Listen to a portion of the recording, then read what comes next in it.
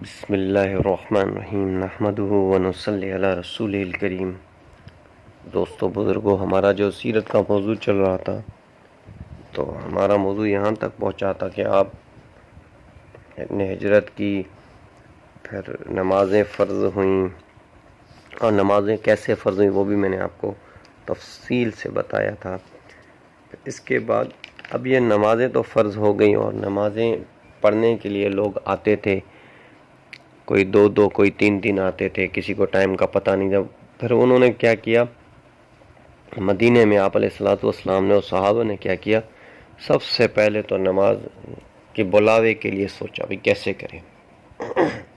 کوئی آدمی ہوتا تھا جو دیکھتا تھا بھئی ابھی فجر کا ٹائم شروع ہو گیا، یہاں پہ فجر پڑھ لیتا تھا، اشراق ہو جاتی، جیسے سورج نکل آتا تو نماز کا پتہ ہی نہیں چلتا۔ تو پھر ایسے کر کے پھر جب زوال کا ٹائم آتا تو ظہر کا ٹائم شروع ہو جاتا، پھر زوال ختم ہوتا تو ظہر فوراً پڑھتے، پھر ایک وہ سایہ دو سائے پہ جب وہ عصر کی نماز پڑھتے، پھر مغرب کی نماز، لوگ کوئی گھروں پہ ہوتے تھے کوئی کاموں پہ ہوتے تھے تو ان کو پتہ صحیح سے نہیں چلتا تھا۔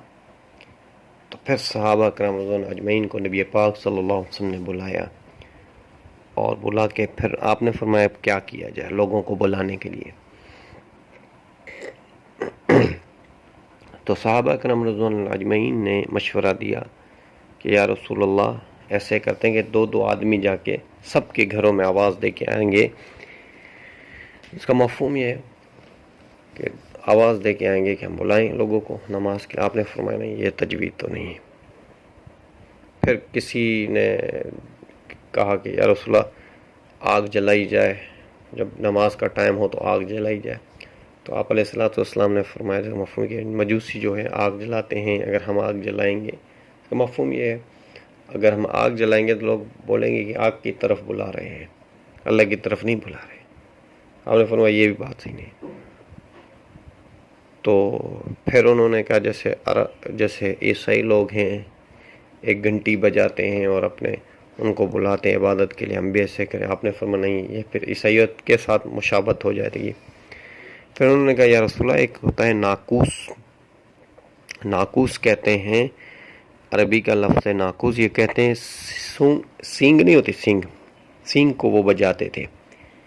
تو آپ علیہ الصلوۃ والسلام کو یہ بات صحیح نہیں لگی، پر آپ نے فرمایا چلو نماز کے لیے بلانے کے لیے فی الحال ناقوس ہی صحیح ہے۔ تو صحابہ ڈھونڈنے گئے، اب یہ ناقوس تو وہاں پہ ملنے والی چیز تھی نہیں عام جام مدینے میں، تو صحابہ سارے ڈھونڈنے میں لگ گئے، کوئی کہاں جا رہا ہے کوئی کہاں جا رہا ہے،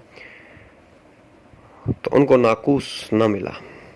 ابھی یہ باتیں چل رہی تھیں، ان کو ناقوس ابھی تک نہیں ملا۔ تو عبداللہ بن زید رضی اللہ تعالیٰ عنہ ایک صحابی ہیں، وہ دوڑتے ہوئے گئے، یا رسول اللہ میں نے خواب دیکھا، یا رسول اللہ میں نے خواب دیکھا، یا رسول اللہ میں نے خواب دیکھا۔ آپ نے فرمایا کیا تم نے خواب میں دیکھا؟ انہوں نے کہا یا رسول اللہ، میں نے خواب میں یہ دیکھا کہ ایک آدمی میرے پاس آیا، میں بیٹھا ہوا تھا، ایک آدمی میرے پاس آیا، بولا تم ناقوس کیوں ڈھونڈ رہے ہو؟ تو میں نے اس کو کہا کہ نماز کے لیے لوگوں کو نماز کے لیے بلاؤ۔ انہوں نے کہا نماز کے لیے اس سے اچھا طریقہ کیا ہوگا؟ پھر اس نے اذان سنی، اللہ اکبر اللہ اکبر اللہ اکبر اللہ اکبر، اور پوری آخر تک اذان سنائی۔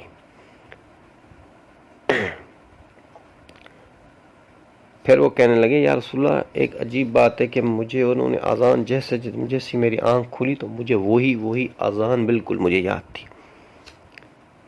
تو تھوڑی دیر میں حضرت عمر رضی اللہ تعالیٰ عنہ آئے، انہوں نے کہا یا رسول اللہ، میں نے بھی خواب دیکھا ہے۔ اب اذان ایسے تو نہیں آئی نا، عام جام تو نہیں تھی، اذان تھی ہی نہیں۔ تو اسی وقت پھر حضرت عمر بھی آئے، یا رسول اللہ میں نے بھی خواب دیکھا، میں نے بھی اذان سنی تھی، مجھے بھی کوئی آدمی کہہ رہا ہے کہ اذان ایسے ہوتی، اللہ اکبر اللہ اکبر اللہ اکبر اللہ اکبر، اشہد ان لا الہ الا اللہ اشہد ان لا الہ الا اللہ اشہد ان محمد رسول اللہ اشہد ان محمد رسول اللہ، حی علی الصلاۃ حی علی الصلاۃ حی علی الفلاح حی علی الفلاح، اللہ اکبر لا الہ الا اللہ۔ تو اذان سنائی گئی، آپ علیہ الصلوۃ والسلام نے کہا اچھا، حضرت عبداللہ بن زید کو کہا کہ جاؤ بلال کو اذان سکھاؤ۔ سیرت کے موضوع پہ ایک عجیب بات سامنے آ گئی. اذان کے بارے میں ایک اللہ کے رسول کی حدیث ہے. اذان کے بارے میں، اذان کی فضیلت کے بارے میں آپ کو بتاتا ہوں. جو اذان دیتا ہے، حدیث میں آتا ہے کہ اس کا جو گردن ہوگی قیامت کے دن سب کے سے اوپر ہوگی. اس کی گردن لمبی گردن ہوگی اس کی، اور سب سے اوپر یہ ہوگا اذان والا، جو نماز کے لیے اللہ کے لیے لوگوں کو بلایا کرتا تھا. اور ایک دوسری حدیث میں ہے کہ 3 ایسے لوگ ہوں گے جب حساب کتاب شروع ہوگا تو یہ لوگ موتی کے اس پہ ٹیلوں پہ تفریح کر رہے ہوں گے. تو اس میں سے ایک جو ہے وہ ہے کہ لوگوں کو بلاتا تھا نماز کے لیے، اللہ کے لیے. ایک دوسری حدیث میں ہے، جس حدیث کو سامنے رکھ کے میں اور آپ سوچیں کہ اللہ جل شانہ کیا اذان پہ دیتا ہے. حضور اکرم صلی اللہ علیہ وسلم نے فرمایا، اے عورتوں کی جماعت تم اس حبشی، حضرت بلال رضی اللہ تعالیٰ عنہ حبشی کی اذان کا جواب دو گے تو ہر حروف کے بدلے 10 لاکھ نیکیاں ملیں گی. تو حضرت عمر رضی اللہ تعالیٰ عنہ بیٹھے ہوئے تھے کہ یا رسول اللہ، یہ تو عورتوں کے لیے ہے، مردوں کے لیے آپ نے فرمایا ڈبل دگنا اجر ملے گا ان مردوں کو، 20 لاکھ ہر حروف کے بدلے میں. اب میں اس حدیث کا تھوڑا مفہوم سمجھاتا ہوں. مفہوم یہ ہے اس حدیث کا کہ جو شخص اللہ اکبر مرد ہوگا، اللہ اکبر پڑھے گا. ایک اللہ اکبر میں 8 حروف ہیں، 8 حروف.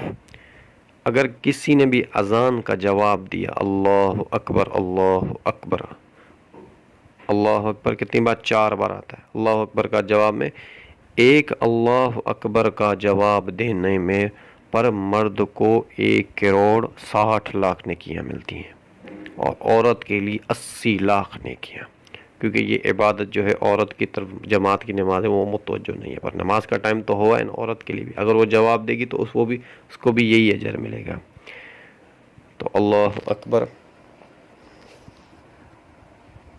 اشہد ان لا الہ الا اللہ، اشہد ان لا الہ الا اللہ، اشہد ان محمد رسول اللہ، اشہد ان محمد رسول اللہ.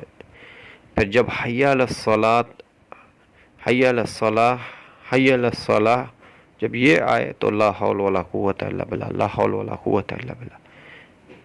حی علی الفلاح، حی علی الفلاح، لا حول ولا قوت الا باللہ، لا حول ولا قوت. اللہ اکبر، اللہ اکبر وہی آئے گا. پھر لا الہ الا اللہ ختم کر کے پھر اللہم رب ھذہ الدعوۃ التامہ، یہ دعا جو ہے یہ پڑھے، پھر صلاۃ پڑھے. تو اتنا اجر ہے. میں اس حدیث کا جو ہے وہ لنک بھی آپ کے سامنے بھیج دوں گا، تو آپ بھی خود اس حدیث کو پڑھیں کہ اللہ جل شانہ اس پہ کتنا اجر دیتا ہے اس حدیث پہ. تو بہرحال ہمارا جو موضوع ہے تو یہ بھی سنت ہے. ایک تو سنت یہ ہے کہ آپ علیہ الصلاۃ والسلام نے کوئی عمل کیا ہو، ایک تو سنت یہ ہے. ایک سنت یہ بھی ہے کہ آپ نے کیا نہیں پر آپ نے صحابی کو بولا ہو، یہ بھی بات صحیح ہے. اور ایک یہ بھی سنت، کوئی صحابی آ کے کوئی بات کہہ دے آپ علیہ الصلاۃ والسلام کے ساتھ اور آپ نے اس کو نہیں روکا، یہ بھی سنت کے ہی قریب باتیں ہیں. صحیح ہے، اگر غلط ہوتی تو آپ علیہ الصلاۃ والسلام اس صحابی کو اسی وقت منع کر دیتے ہیں، پر یہ بات صحیح ہے اسی لیے آپ علیہ الصلاۃ والسلام نے منع نہیں کیا. اور آپ علیہ الصلاۃ والسلام نے فرمایا کہ عبداللہ بن زید سے فرمایا کہ تم جاؤ بلال کو یہ اذان سکھاؤ. سب سے پہلا اسلام کا مؤذن جو ہے حضرت بلال رضی اللہ تعالیٰ عنہ ہے. پھر عبداللہ بن مخدوم رضی اللہ تعالیٰ عنہ، عبداللہ بن مخدوم رضی اللہ تعالیٰ عنہ جو صحابی ہیں وہ ہیں پھر اذان دینے کے لیے.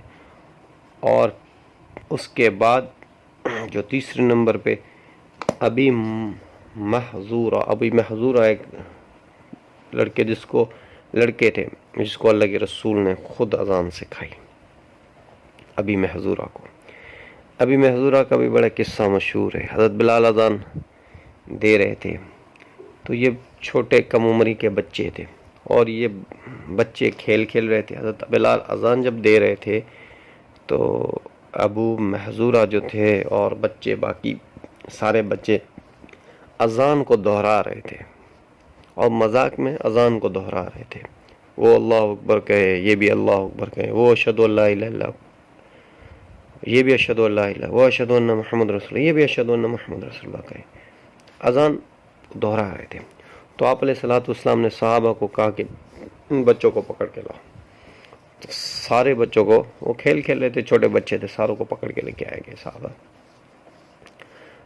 تو یہ نان مسلم تھے، کافر تھے، یہ مسلمان نہیں ہوئے تھے، اور یہ بچے مسلمانوں کے نہیں تھے، کافروں کے بچے تھے تب۔ تو آپ نے فرمایا تم سب میں آواز تیز کس کی ہے؟ تو سارے بچوں نے کہا ابی محذورہ کی۔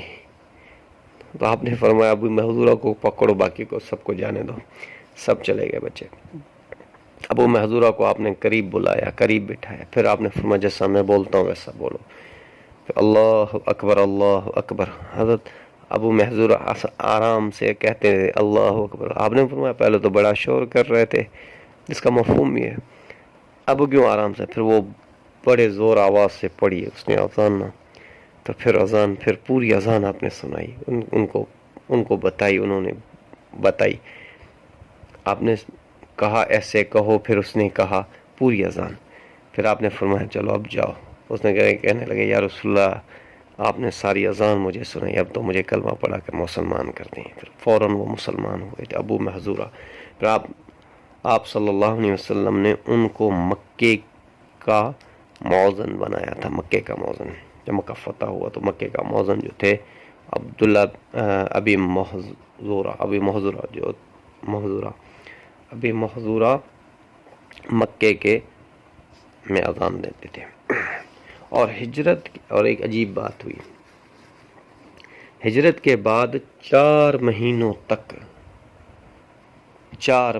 تک مسلمانوں کو کوئی بچہ نہیں ہوا، اور جتنے مسلمان ہجرت کیے ہوئے تھے ان کو بھی نہیں ہوا، اور جتنے بھی جو مسلمان ہوئے تھے مدینے کے تھے ان کے بھی بچے نہیں۔ پہلا مہینہ اللہ کی طرف سے تھا، پہلا مہینہ جو تھا، یا لڑکی ہوتی یا بچہ ہوتا تو مر جاتا، بیٹا ہوتا تو مر جاتا، بچی موٹی تو صحیح سلامت ہوتی تھی۔ تو پہلا مہینہ گزرا تو کسی نے نوٹ نہیں کیا، پھر جب دوسرا مہینہ گزرا تو لوگوں کو تھوڑا تھوڑا سا محسوس ہوا، پھر تیسرا مہینہ گزرا، پھر لوگوں کو تھوڑا سا اور بھی محسوس ہونے لگا۔ جب چوتھا مہینہ پورا ہوا تو بالکل شک، وہ بات کی پک پہ آ گئی۔ تو یہودیوں نے کہا کہ ہم نے مسلمانوں پہ جادو کر دیا ہے، اب ان کی اولادیں ہوں گی نہیں، اور ان کی نسل جو ہے یہ یہاں پر ہی ختم ہو جائے گی، ان کی نسلیں یہاں پر ہی ختم ہو جائے گی۔ تو اللہ جل شانہ نے حضرت بی بی اسما، جو حضرت ابو بکر رضی اللہ تعالیٰ عنہ کی بیٹی تھی، حضرت بی بی عائشہ رضی اللہ تعالیٰ عنہ کی بہن تھی، تو ان کی باپ ایک تھا، حضرت ابو بکر صدیق، مائیں الگ الگ تھیں، حضرت اسما کی اور حضرت بی بی عائشہ کی رضی اللہ تعالیٰ عنہ۔ تو پھر جب وہ ہجرت کر کے مدینے آئی، جیسے مدینے میں پہنچی انہوں نے ولادت کیا بچے کی، عبداللہ بن زبیر رضی اللہ تعالیٰ عنہ کی۔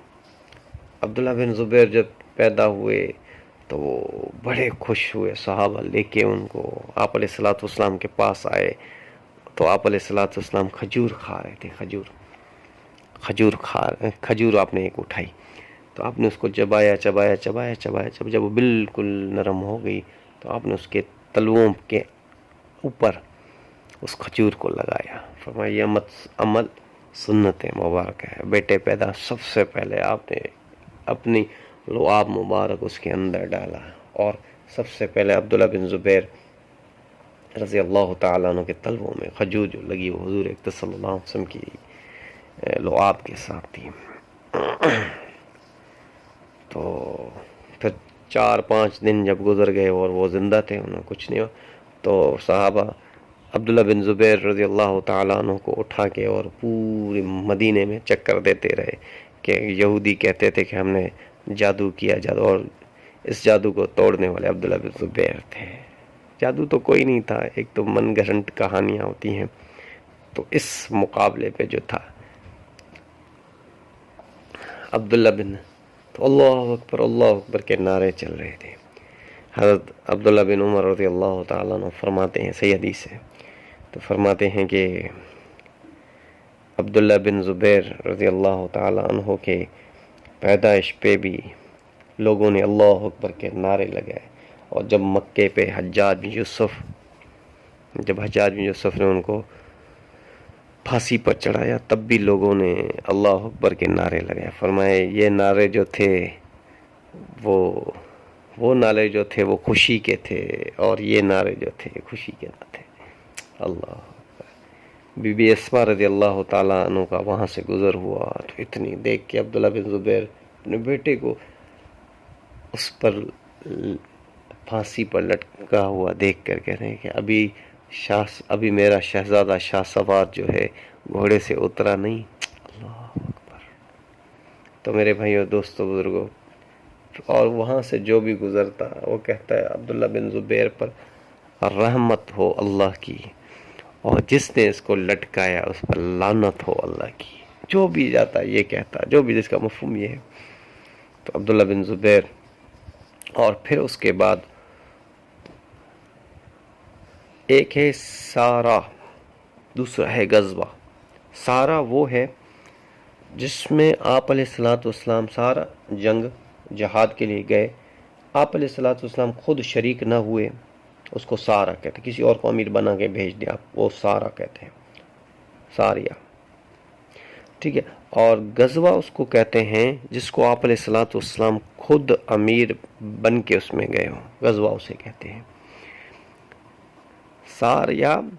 سارا جو آپ نے سب سے پہلا سارا بنا کے بھیجا، اور اس کا امیر آپ نے بنایا حمزہ بن ابو مطلب کو امیر بنا کے آپ نے بھیجا. آپ نے فرمایا قریش کا ایک قافلہ آ رہا ہے، اس پہ جا کے حملہ کرو. تو حضرت حمزہ بن ابو مطلب جب گئے وہاں پہ، تو وہاں پہ ایک قبیلہ تھا، وہاں پہ ان کی آپس میں ٹکر ہوئی. بنی زمرہ کا قبیلہ تھا، اس کا سردار آ گیا تھا.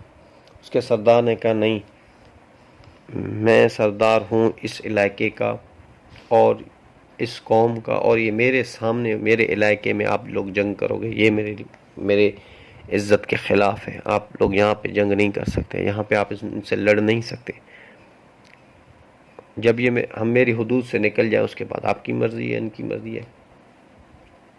پھر وہ وہاں سے نکلے اور پھر وہ بہت دور چلے گئے. تو پھر یہ ان قافلے کی ان سے جنگ نہ ہوئی، قریش تھے، اور یہ واپس آ گئے. پر یہ سب سے پہلا لشکر جو آپ صلی اللہ علیہ وسلم نے بنا کے بھیجا تھا وہ یہ تھا سب سے پہلا. اور پھر آپ کے مدینے میں کے بعد پھر غزوات بھی ہوتے رہے. انشاءاللہ زندگی رہے گی تو بات چلتی رہے گی. وما علینا الا البلاغ.